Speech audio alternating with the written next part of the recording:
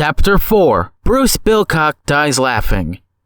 On January 5th, 2011, Redbow, Bruce, and Jennifer had their very own night out at the newly built bar, but this time, Jennifer started telling the story of Whisper Whillet's short-lived life, his experience/short-term relationship with Redmire Rates, and how the entire story ended. Right after Jennifer finishes telling the story, by mentioning the fact that Timothy Whisper Whillet didn't even get to live for a week, Bruce was confused to the point of insanity. Bruce asks all the right questions about the story like, why did Whisper hide the fact that he had dick cancer all along? Why did Redmire act like such a cunt to poor old Whisper? Why was it so funny that both Whisper's and Redmire's families died laughing? How did Whisper get from Massachusetts, the state he was born in, to Michigan? Why did Redmire suddenly fall madly in love with Whisper, only to dump him because he had cancer? How come his family lied about his real name to cover up the fact that they killed the 6 wolves that Whisper supposedly led before he was even born, much less conceived? Why would he believe in himself if his family lied about him and mistakenly name him Balbo Troutbow? What was the whole point of Whisper's whole life, really? What was the whole point of Redmire's side of the story? Why would it be necessary that all characters to have died this way? And after taking in all of this information, does it really add up to you? Those were Bruce's 10 questions. And now here is Jennifer's responses/answers to each. Because Whisper didn't want to disappoint Redmire before her knowing that the sperm before her died in her vagina. Because female wolves are like that sometimes. They act like cunts. It really wasn't. It's just that they were all just so easily drunk and easily high. 4. Him and his family traveled a lot back then, starting when he was 18, which was in the year 1984. Because they were friends to begin with.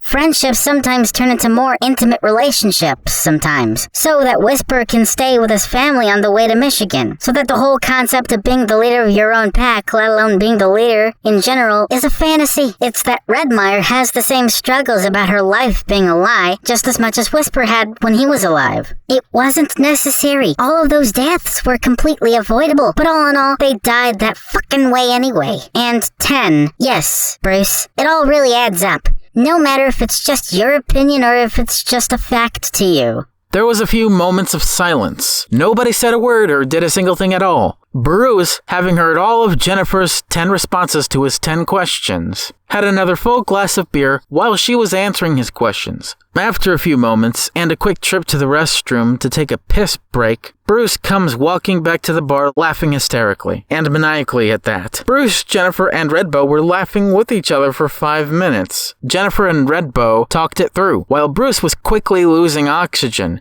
After another 5 minutes, Bruce dropped dead by the time that Jennifer and Redbow closed the bar for the night. Redbow and Jennifer, as they left together to go to their home, talked to each other why Bruce died that way. Redbow asks her a simple question. Was Bruce that unhealthy? To the point that after 10 minutes of laughter, he just drops dead? For normal wolves, well, anther ones, of course, it's a hell of an abdominal exercise, but they still live. She responds with, Yes, apparently he was. He kept doing heroin for breakfast and crack for lunch at the same time. He did many stunts like drinking a whole fucking can of beer from his ass and vomit it out of his mouth. Both laughed out loud for a few seconds and quietly went safely back to their homes after Jennifer said that. And then they took a shower together, got into their pajamas, and then went to bed. No sex at all. At the Come Hither Inn. The same room Ken McCall, the Grey Wolf, committed suicide in.